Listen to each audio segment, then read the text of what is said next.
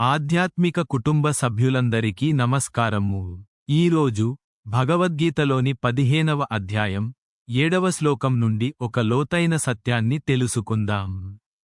ఈ శ్లోకం మన నిజమైన అస్తిత్వాన్ని మరియు మన పోరాటాల మూలాన్ని వెల్లడిస్తుంది. శ్రీకృష్ణ భగవానుడు ప్రేమపూర్వకంగా ప్రకటిస్తున్నాడు. మమవయాంసో జీవలోకే జీవభూతః సనాతనః.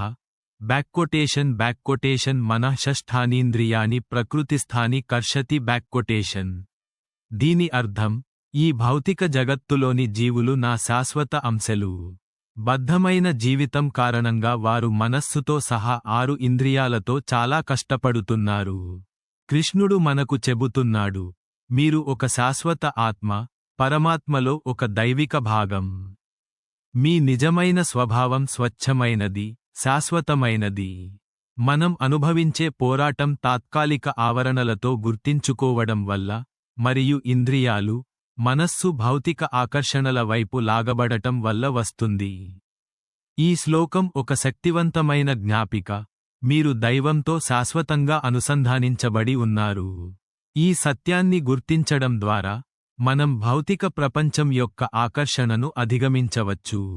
ఇది మన నిజమైన స్వభావాన్ని గుర్తుంచుకోవడానికి, లోపల శాశ్వత శాంతిని కనుగొనడానికి ఒక పిలుపు.